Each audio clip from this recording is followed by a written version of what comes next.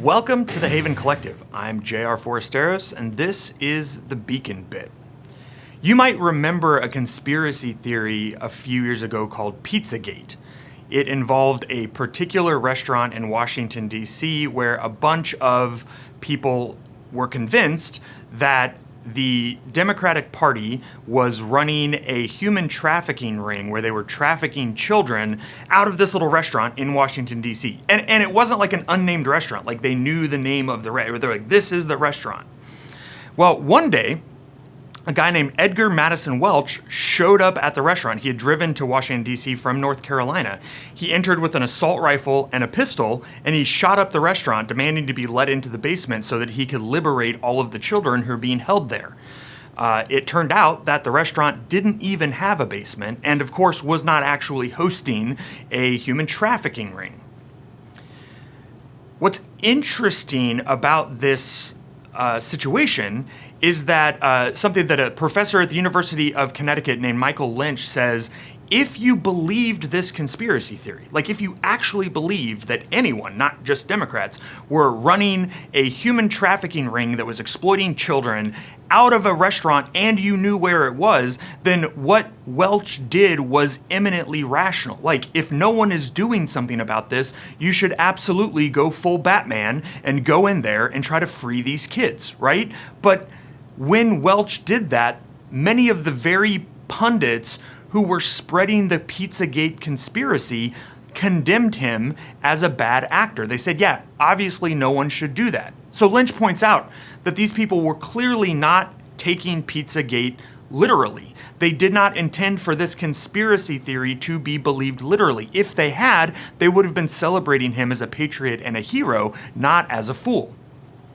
This gets at the role that conspiracy theories play in authoritarian movements. There's a scholar named Victoria Pagan who has dedicated a lot of her work to how conspiracy theories function in political life, because they're not something that the United States has invented. They're something that we can find going back all the way through history. We're going to look at some of the Roman conspiracy theories today.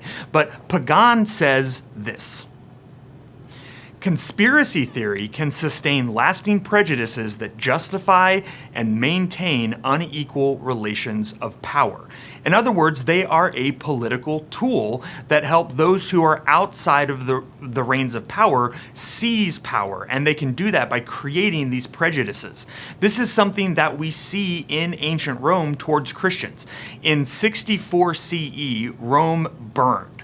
And the fire was blamed on the emperor at the time, Nero. You may have heard a famous urban legend about Nero playing fiddle while Rome burned, right? This is that.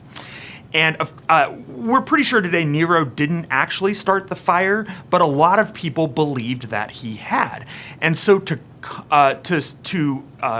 confront this conspiracy theory and to resist it, he started his own. He blamed Christians for starting the fire. Now, again, he knew that they didn't, but Christians were a loud minority in the Roman Empire at the time, so they made an easy scapegoat.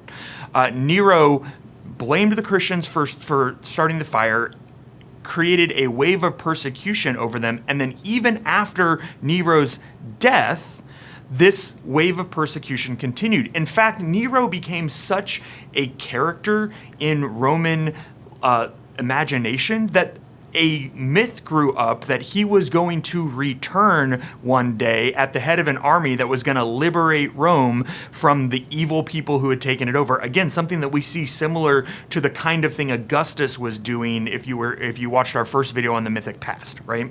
So, we don't even have time to get into this, but you actually see some echoes of this idea that Nero is going to come back in the book of Revelation. There's a couple of different places where that myth gets a shout out. For now, though, what's important is that Nero used a conspiracy theory that Christians started the fire of Rome as a way to organize and aim prejudice at this group of people. And again, Pagan's point and Lynch's points matter. Many people do not expect conspiracy theories to be literally true. Nero did not care particularly whether anyone actually thought that the Christians started the fire in Rome. What he cared was that people shifted their hatred for him over to the Christians, right? A believable scapegoat. And for the most part, it worked. It worked so well that for decades after Nero's death, Christians were persecuted in Rome. In the same way, no one except for Welch, really expected people to believe that Democrats were actually running a human trafficking ring out of this Washington, D.C. pizzeria.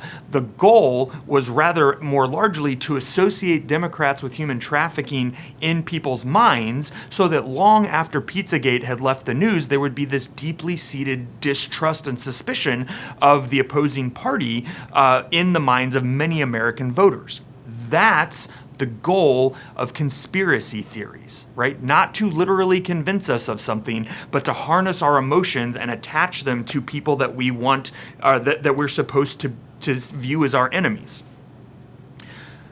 So how do we resist these conspiracy theories? Like, did the fact that Welch went into this place, find out that not only were there no kids being held in the basement, but there isn't even a basement, did that suddenly end the conspiracy theory? Well, no, actually, because again, at the end of the day, conspiracy theories are not rational. They're emotional. And so you can't prove them wrong. Proving them actually doesn't change anything at all. Here's Jason Stanley on conspiracy thinking. Conspiracy theories are effective because they provide simple explanations for otherwise irrational emotions, such as resentment or xenophobia, or xenophobic fear in the face of perceived threats. Once a public accepts the comfort of conspiracy thinking as an explanation for irrational fears and resentments, its members will cease to be guided by reason and political deliberation. So you can see this, for instance, in the war over immigration. Many of us know that the feeling of xenophobia, the fear of the other, is not a good emotion, that it's not a moral or a just thing to feel, and yet we feel it anyway. So when a demagogue tells us that many of these people are rapists and murderers, when he tells us that they're gang members and things like that, it lets us feel okay about feeling xenophobic. And so we'll hold on to this conspiracy theory, even though deep down we know it's probably not true, because it lets us justify the things we are ashamed to feel. That's what Pizzagate did, right? We know that it's kind of foolish to look at an opposing political party as these people who are running some kind of crazy human trafficking ring. Not that human trafficking isn't real, but the idea that it's like so enmeshed in the halls of power, right? And so when we have something like Pizzagate, it lets us believe those things that we already know probably are not true. It gives us an excuse. That's why proving them wrong doesn't work, because we're not clinging to these things because we think they're true. We're clinging to them because they justify our emotions. This, at the end of everything, is an emotional issue. So what are we supposed to do about it? Well, this is where I think the Revelation's instructions to the Ephesian church is really provocative, because the Ephesians, like the other churches in Revelation, are facing the consequences of conspiracy thinking. These people who think that Christians, for instance, are cannibals because they eat the flesh and drink the blood of their God, or that they're incestuous because they call each other brother and sister, right? Taking all of these things out of context and saying, oh, these Christians are incestuous cannibals who like to start fires, right?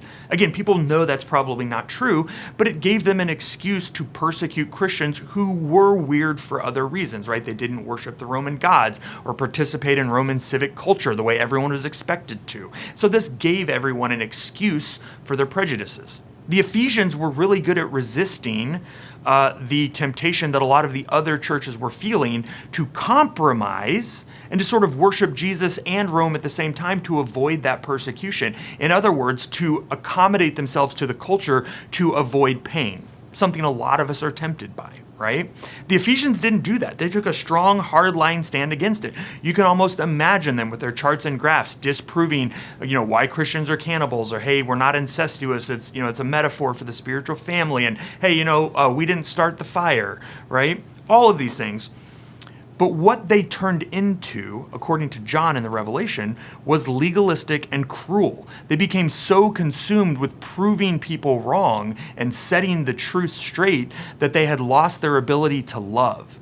And I think that's really provocative for us when we think about our current day and the way we're saturated with conspiracy theories, is we can get so hung up on the way people are choosing to embrace lies that are obviously on their face false, that we can forget to love these people first and foremost. But if we genuinely want to overcome conspiracy thinking, it has to begin with a commitment to see these people where they are and to recognize that the reason they're clinging to these things is not because they're stupid, but because we're all feeling things that are uncomfortable and that we don't want to feel, and maybe that we're even ashamed to feel. So if we can pierce beyond the conspiracy thinking to those emotions that they're trying to process by clinging to the conspiracy, we may be able to get to something that we can talk about. That's why at Haven, in our sacred conversations, we talk about getting to the disagreement under the disagreement, right? Because that's where real energy can take place. That's where real fruitful conversation can happen. And if it's something we do among ourselves, it's something we can do with our neighbors, our family, our coworkers who are enmeshed in conspiracy thinking. Now, exactly what that looks like, I think is complex, and I think it's worth exploring in our beacons, which is what we're going to do this week. I really genuinely cannot wait to experience that with you. For now, though, I'll say grace and peace go with you.